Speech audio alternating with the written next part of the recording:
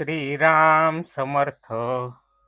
नामस्मरण, शरणागति और भगवत प्राप्ति।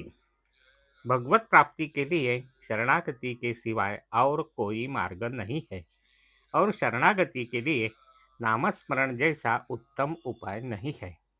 शरणागति का मतलब है मैं करता हूँ भावना का अभिमान नष्ट हो जाना और सारी बातों का कर्ता धर्ता परमेश्वर है यह भावना दृढ़ होना।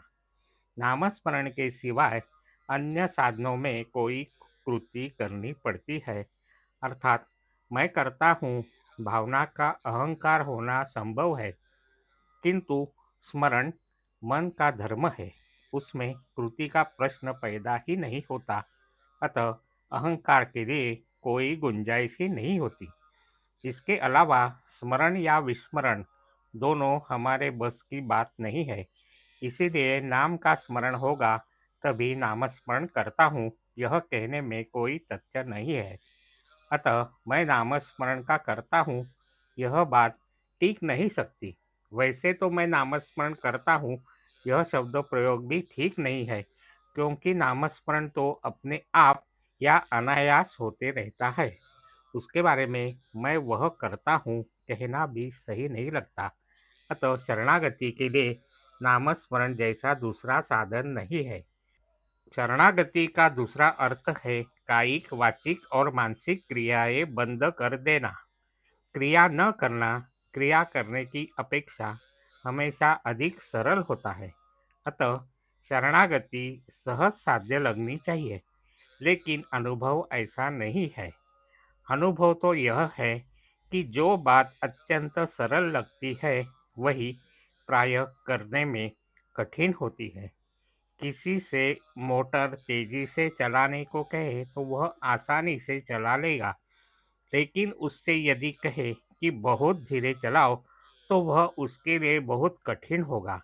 अतः कोई भी कृति न करना कृति करने की अपेक्षा अधिक कठिन होता है।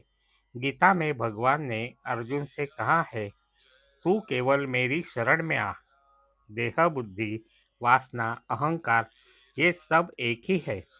संसार के वैभव के प्रति आसक्ति और परमात्मा की प्राप्ति ये दोनों बातें साथ साथ हो ही नहीं सकती। इसीलिए भगवान ने उद्धव से एकांत में जाकर हरि चिंतन करने के लिए कहा और ऐसा समझाया कि ऐसा करने से ही मेरी सच्ची प्राप्ति होगी। इसका यह स्पष्ट अर्थ है कि संसार का त्याग किए बिना भगवत प्राप्ति संभव नहीं।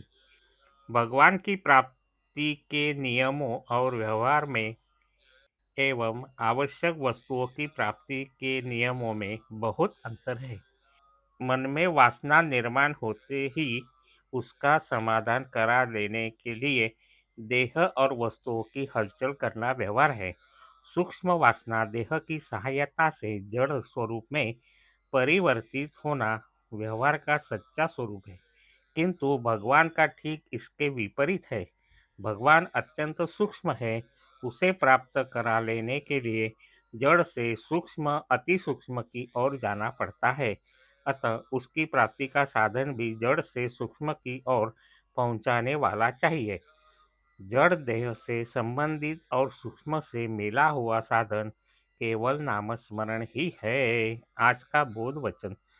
अनन्यता के बिना भगवत प्राप्ति नहीं, उसी में भक्ति की निर्मिति है। जय श्री राम। जानकी जीवन स्मरण। जय जय राम। श्री राम समर्थ।